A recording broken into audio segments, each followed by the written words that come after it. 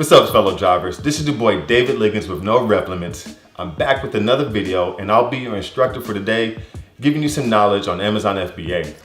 So to start off with, if you watched my previous video, I'm starting off a series of bringing my account from 10K a month to 100K a month. I'm super excited about it, and this is the first video, I guess the second video in that series if you want to count my intro. But I'm just going to talk a little bit and summarize my progress so far, kind of get you guys up to speed, and figure out where we're going to take it from here. All right, so before we get started, let's take a look at the business. All right, guys. So here we go. We're looking at my account, and the only account that I have. Today, as you can see, I got 6 sales here. I'm doing I have been doing a little bit of a launch over the last couple of days here, so I did lower my price. I'm turning up some PPC to kind of get ranking on a few different keywords. But this account does have some lower priced items, as you can see here by the average price point. Only 6 sales today. It's about, let's say, you can see here it's updated at 11, pretty much on Pacific time. So let's go ahead and select here, year to date, apply. And there you have it, $124,000 year to date, guys. And here I launched my product of mid-December last year, and literally I did almost $26,000 in really a week and a half. And so I'm pretty much stocked up on all my current products right now. And so we're just going into the peak season, which is probably going to be here in the middle of November. And I should see this just skyrocket here. And you can see that I've been doing significantly better this year compared to last year. Okay, this is the second of here's when I launched. Here's when I launched my second brand with a different product, and I was kind of liquidating my first couple of products here. Kind of going to be relaunching those. And you can see here, this is where I was just killing it, man. This one product did $23,000 this month. The next it did $22,000.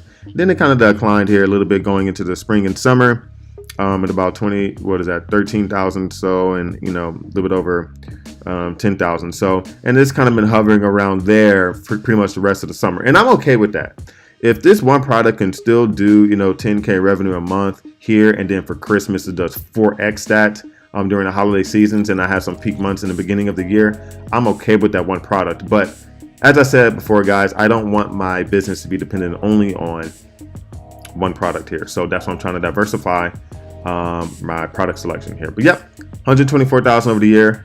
And I'll be doing this a little bit more often so you can kind of see how the business grows over time.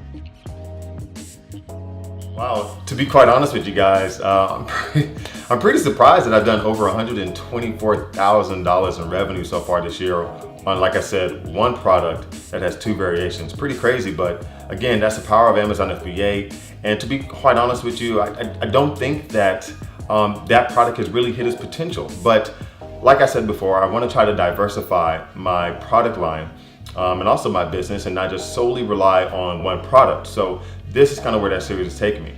So I just want to briefly talk about why I started this program again for those of you who don't know. I've been selling for a while now, but I really wanted to just get rid of some of the bad habits or bad knowledge I've picked up over the months and kind of start fresh. I wanted to start from somebody who's extremely successful and learn from the best. And that's exactly what I'm doing right now. So with that being said, I wanted to kind of restart a brand that I had built, last year, and with these new processes and procedures on how to do product research. So that's kind of where it's taking me right now, and you're going to be along for the ride. So when starting this new process, won't lie, I was not skeptical, but hesitant. I'm hesitant because I've launched some products. One product didn't do well, a couple have done well, but I really felt like over maybe the 3 or 4 products that I've really launched, I still haven't honed my skills on how to do product research. So I wanted to lower my risk and be able to try a few different products to kind of get it out there. Again, I'm not just throwing things on the wall and seeing what sticks. I am going from a very structured process and procedure to identify opportunity and demand, and then going forward with those products. But I wanted to do it over a course of, over 2 or 3 products versus just going on one product. Now, this doesn't mean that I'm not going all in. It just means that I'm not investing, say, $15,000 or $20,000 on one product. I'm finding products that I can invest about $5,000 in to start. That was my initial criteria for this. And so let me talk a little bit more about that.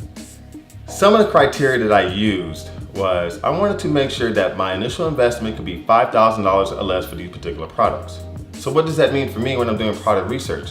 That means that instead of going for products that do 1, 2, 3, or even 5,000 units a month, which are products that I'm on right now, I'm going to find products that sell between 250 and about 450 units a month. Now that's a drastic change from what I'm doing before, but there's a reason for this. If I'm going for products that are 250 to 450 a month, based on my knowledge and my experience, I typically want to order about 2 months worth of inventory. So after you do your launch, you try to get ranking, you have your price a little bit lower to kind of get that sales velocity stacked up. You want to make sure that you don't run out of inventory. But this also means that I don't have to purchase 4,000 or 8,000 units to start this product. I can purchase 500 units, 1,000 units, and be okay for 2 months without the risk of going out of stock. And that's key. So for this exercise of this round of products, I was like, all right, I'm going to try to launch 2 to 4 new products by the end of the year. I'm going to try to find a price point between $20 and $40. Just kind of depends. And I want to make sure that my initial investment cost was $5,000 or less or so. So that's what I went in when I did my product research. I was able to find about 4 potential products. I had a list of about 20 or 25 products. And yes, there are 20 and 25 products that have opportunity, but I haven't dug into them deeply. But I've dug a little bit more, not a little bit, I dug a lot into the ones that I'm actually going to launch right now. So I decided on 4 products out of that 20 or 25 product list that I had. And I'm currently in the process of making 2 of those products. The other 2 I need a little bit more research on. I want to dive a little bit deeper, figure out how to differentiate those products, have a unique selling point for those products, maybe thinking about bundle, maybe look at some customer innovation, figure out how to improve the product before I launch this product. So I don't want to rush into it, even though I had a deadline of trying to launch 4 products by the end of the year. I'd rather get it right the first time versus throwing something out there, not doing well, when I could have taken a little bit more time, a little bit more effort to get something that customers really want. All right, so since this is a summary of where I am with the business right now, I'm not going to go into too much detail, but I am going to create a video on how I use the tools for product research.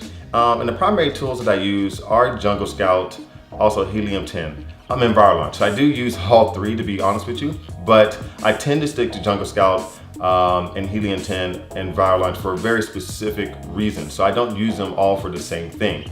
So I don't do product research on all of them the same way. I think they're better in certain things than others, and I use them in very specific ways. And I'll create a video on how I use those, but this is not that video. So, just hit that subscribe button, show me some love, and, follow me on my journey. All right, so let's say that you found some products and you're ready to find some suppliers in order to source these products.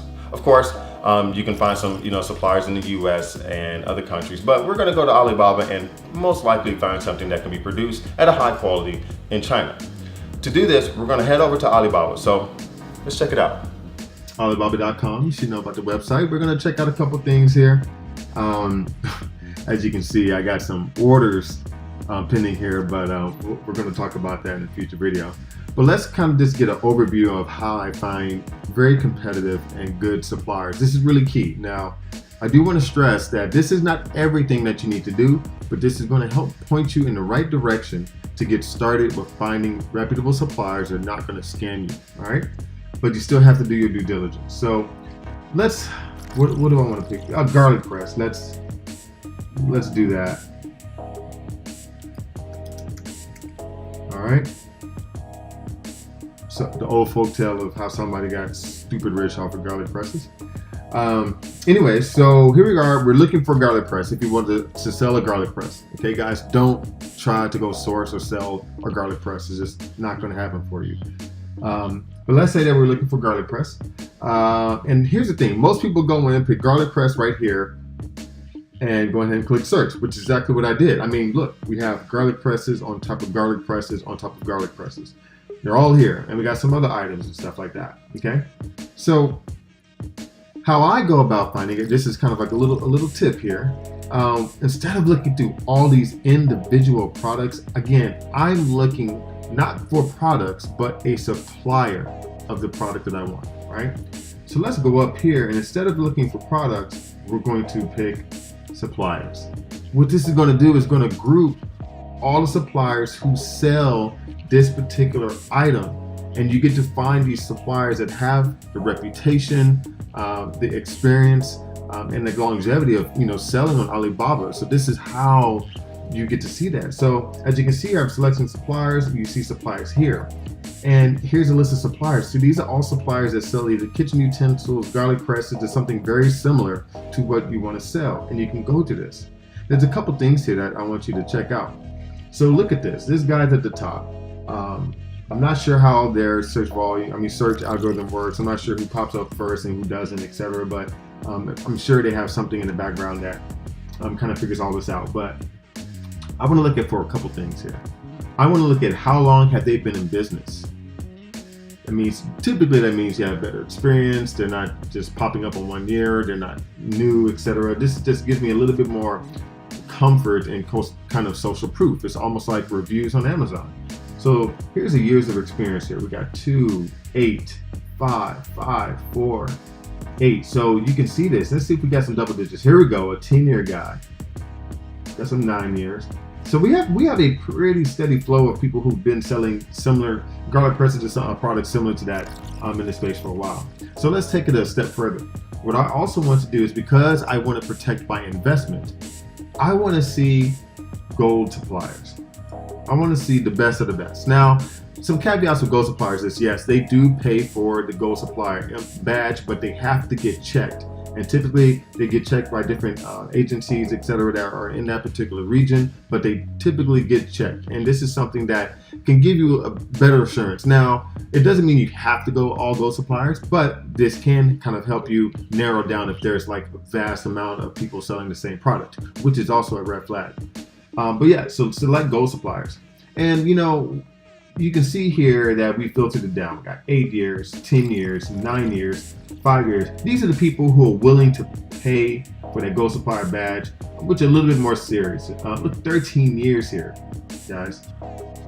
Anyways, also what you could do is take it another step further and see who does trade assurance. And trade assurance is Alibaba's insurance for your product and your order. So once you create that spec document and you agree, you can send them an agreement. You load this agreement after they accepted it into trade assurance, and that you were bound by that contract. They had to fulfill the details and the specs in that agreement. That's why it's really important to do that. So if they don't, now you can file a trade assurance with them and try to claim and kind of get your money back if they don't provide the quality that they agreed to in agreement.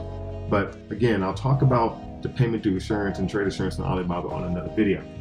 But here we go. So trade assurance, gold suppliers, we can scroll down. Again, we got 8 years, 10 years, 9 years, 5 and 7, and the list goes on, guys. So this is just a good step into narrowing down your search when you're trying to find suppliers of your product.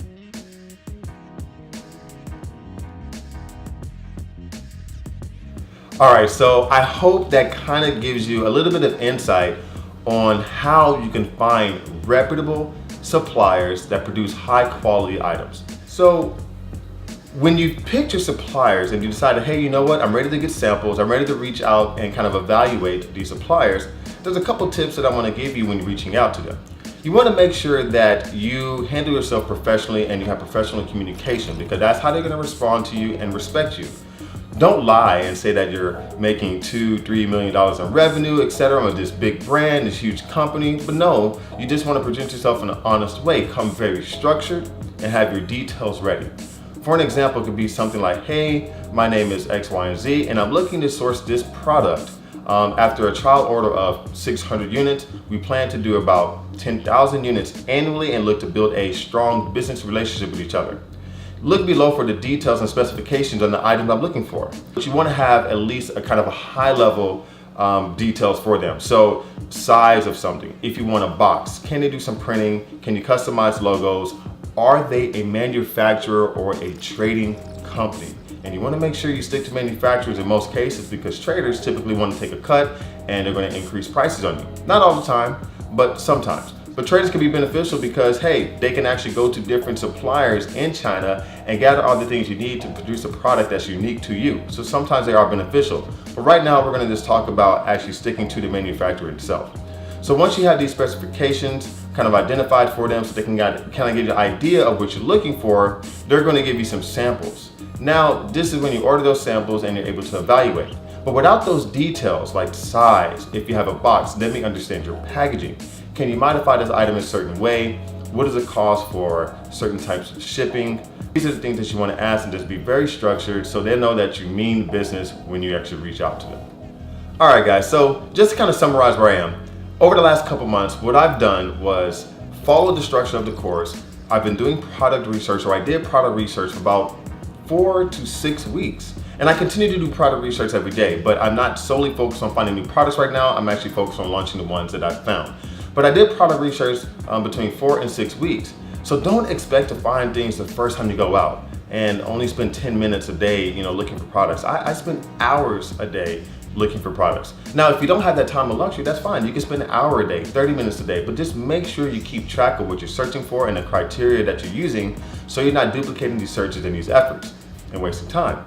So I spent those weeks looking for a product.